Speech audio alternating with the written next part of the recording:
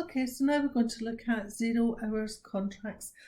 I would say that the information provided is based on the situation within the United Kingdom and relating this to national minimum wage, living wage, for example. This is based on the current UK situation in 2020. Okay, so what is a 0 hours contract? It's a contract of employment.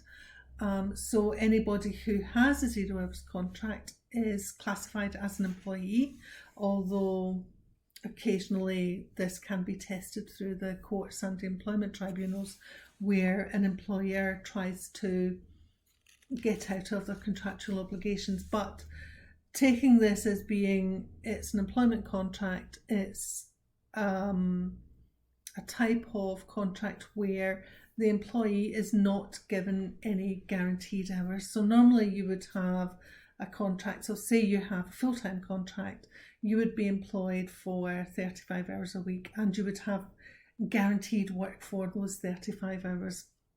You could be employed part-time and have a guaranteed minimum hours of say 16. With a 0 hours contract, exactly as the name suggests, you have no guarantees. You are employed by the company. They can offer you work as and when they have it, but there's no obligation on them to do that, and they're not obliged to provide you with a minimum number of hours.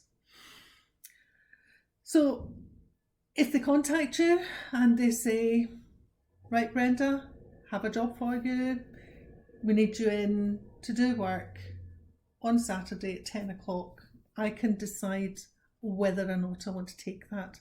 So you don't have to accept the work that's taken, but you will be paid for the work that you're undertaking. So they don't have to offer you work, you don't have to accept the work that they offer, but as it says on the slide, there are some obligations that employers have to follow through on with 0 hours contracts. So while you're working, you're guaranteed that you will be paid the national minimum wage or the living wage, whatever that rate is currently. You are entitled to paid holidays, which is usually calculated over a period of time based on your average number of hours that you've worked. So say, for example, across a 17-week period, how many hours have you worked? And you would be entitled to paid holidays for a percentage of that time. If you have to travel because of work, you would be paid for the travel associated with that job.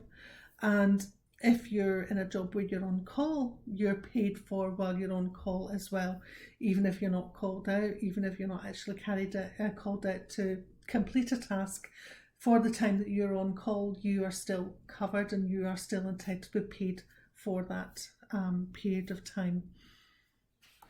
Okay, so the key thing with 0 hours contracts is that it's like a bank of employees that the company can call on if they have a task that requires to be completed, and because they have this bank of employees waiting for them to call, basically, it can be at quite short notice. An example of an organisation that would make use of this fairly regularly might be hotels, where they maybe have big functions, say a wedding, and they don't want to employ catering staff all the time because they will have a basic workforce, a core workforce who will work in the restaurant, for example, and they'll know how many staff they need regularly for that. But if they get a massive big function, they may need additional staff for one evening or one day, and they can just contact their bank of staff and say, we need 10 more staff to cover this function. Are you available? Can you come in? Yes or no? Benefit of the 0 hours contract. It does give the employer a lot of flexibility.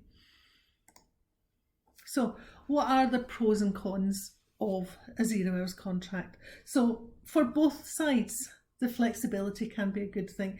Yes, for the company, they've got the flexibility. They're not having to pay wages for someone sitting about waiting for work. They only have to pay them when they're actually working. It also gives the employee flexibility. Again, a bit like if you look at the presentation that I've recorded on the gig economy, the idea that you can pick and choose what to work, when to work, how many hours you want to work. So it's giving the employee flexibility as well over how much they want to work. They've got that, they can say no, they've got that choice. As I said, the company has a bank of staff that they can call on if they need extra staff for any reason, and it allows them to respond quickly. For the cons, for the workers, obviously there's no job security, there's no guaranteed number of hours, so there's no regular income. And if you are working with this type of contract and you're looking to try and get a mortgage, then it's going to be very difficult because you don't have any guaranteed income. So in some situations, that lack of job security, lack of a steady income can also be a problem. It does have uncertainty because you don't know if you're going to get the work. You don't know when you're likely to get that call. Again, because of the nature of the job, there's perhaps less career progression. So you're not as likely to get promotion opportunities if you're in a zero hours contract. And because of the job instability, it could cause stress for the employees because of that uncertainty. It's fine if you're working in an environment where, despite the fact you've got a 0 hours contract, you've got lots of work coming in and you know that that's fairly routine and fairly standard. But in an environment where there's high unemployment, lots of uncertainty with the economy, more and more companies might be using 0 hours contract because they want the flexibility. They don't want to commit to anything more substantial for the employees. So if you have employees who are taking 0 hours contracts because there's nothing else available, but they are worried about paying the bills, about paying their mortgage, those stressors can add to the mental health issues that the employee may be suffering. So it is something to be aware of and to be concerned about. From an organisation's point of view, there is unreliability.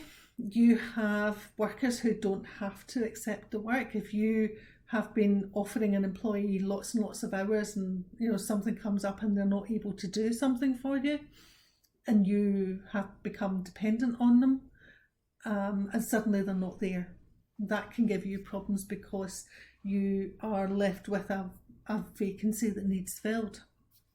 But there's also issues around about the quality of work that's delivered. If you have employees who are